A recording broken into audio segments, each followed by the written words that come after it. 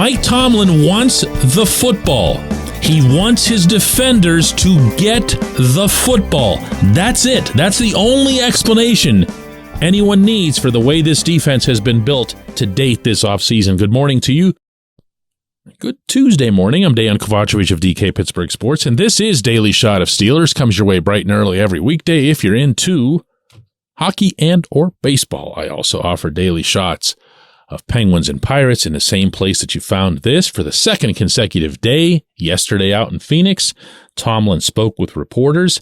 The main focal point of this conversation was losing Terrell Edmunds, keeping Damontae Kazee, and what still might or might not happen at the vital safety position. We have all, me and you and everybody else on the outside, spent a ton of time talking about inside linebacker, defensive line, corner, and yet safety has been sitting there kind of quietly through the whole process right up until Edmunds was gone. And it was very, very clear that Edmunds was gone for a reason. Well, now we no longer have to guess, because here was Tomlin's explanation for why the team kept Kazee. He's got ball production. He brings an energy and enthusiasm that's infectious, that's good for teams, not only in stadium, but day to day. He has a Steeler spirit that we value. There it is. They want hands on the football.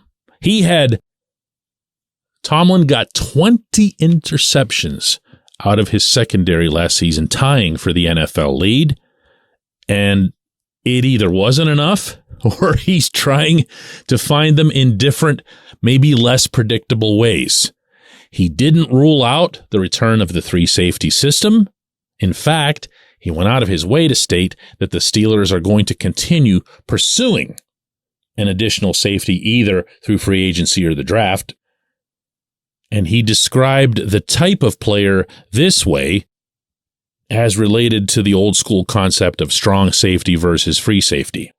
Strong and free are kind of, misnomers these days. Most guys play right and left, and those that don't, they're somewhat interchangeable based on schematics or calls. And I just think that's where we are. Mako patrols the middle of the field and as a home base, and we work off of that. Now, everyone's going to go picking through the hints of everything that he might have said that might have suggested, especially as it relates to the draft, what the Steelers' actual plan is going to be here. I would be surprised, and I've been saying this for months, if the Steelers relied on Kazee to be the main guy, meaning the 17-game partner alongside Minkah Fitzpatrick. Because as Tomlin would go on to say in praising Edmunds' tenure in Pittsburgh, he was always available, always tough, and all that other stuff. And Kazee, tough or not, wasn't that guy in terms of availability last season, missing half the schedule. But I'll re-emphasize here that the main takeaway for me was the ball hawking. Tomlin has long seen that as 50% ability and 50% want to. And when you heard in the first clip that I played for you there that he values Kazee's personality, his character, I've shared with you guys many stories about Kazee, and he's a real loudmouth. I mean, he has a voluminous presence in a locker room. Everyone hears him. And with the obvious exception of the time that Kazee was hurt, once he came back, it did not take him long to ratchet up the decibel level. This is what Tomlin wants. He wants guys who have big, can I say obnoxious? Yeah, okay. It's my show, right? Big, obnoxious presence is in the locker room and on the field. He wants a defense that's got attitude, and there is no such thing as a defense with attitude that doesn't come with corresponding takeaways, because that's where the attitude comes from. That's the reason they will run the length of the field to pose for the mythical picture in the end zone. That's why. He wants this to be a badass defense, for lack of a more diplomatic way to phrase it. What can you expect at Point Park University in downtown Pittsburgh? Respect, rigor, relevance. That's the Point Park Pledge. You'll be treated with respect while being challenged and supported academically to graduate with career-ready, relevant skills. Visit pointpark.edu to learn more. And for whatever good things you can say about Edmonds, and I've said plenty, I've never once pretended that he is that guy. He is not the ball hawk. He's not the big mouth. Cares, passionate about what he does, but he isn't that. And you could see plain as day for the first time why the Steelers went the way they did. And oh, by the way, why they might continue to do more. Because when Tomlin says we're still pursuing this position, yes, he's confirming the 3 safety set, but he's also saying, wait, there's one more. There's one more on the way.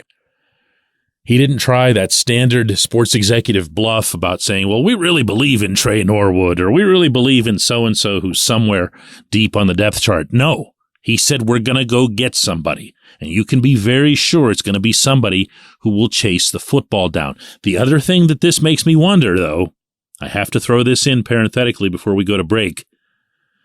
If this is the priority, if this is the way he's thinking about rounding this particular defense out, then what does that mean for Joey Porter Jr., who, while he excelled in almost every category at Penn State, didn't exactly become known as a ball hawk? When we come back, J1Q. This segment of Daily Shot is brought to you by our good friends at Mike's Beer Bar. They're located on Federal Street, directly across from PNC Park. Mike has more than 500 beers on tap, including from more than 50 local breweries. Stop in and say hello. Tell Mike we sent you. Mike's Beer Bar.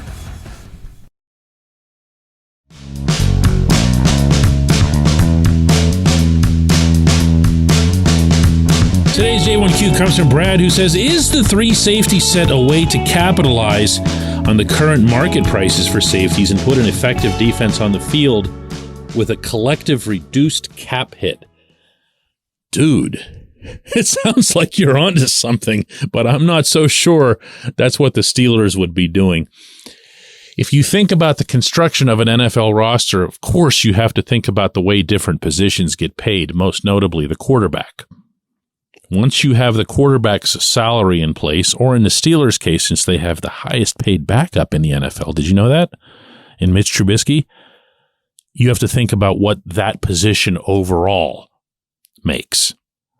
But when it comes to something like this, the ball hawking concept that I spoke of in the opening segment is going to take precedence over anything. You're not going to align, in other words, your defense in a 3 safety set just because you can get 2 other safeties, meaning besides Minka, at a bargain rate. I don't believe that you can compensate, for example, for a lack of efficiency and productivity at the inside linebacker position by sliding up a 3rd safety. If that had been the Steelers' aim, and think about this, if that had been what they'd set out to do here, they would have just kept TE, and they would have kept him for peanuts. Because now you would have had between KZ making $3 million and TE making $2 million, you would have had those guys, one of them in a position to hang back and go for the big splash and everything, meaning KZ, and TE, who basically plays like a linebacker anyway, right up at the line with the ability to drop back or the ability to follow a tight end or whatever it is that you'd want him to do. And your model would have been followed. But that's obviously not what they're going for. They're going for a more predatory style of football.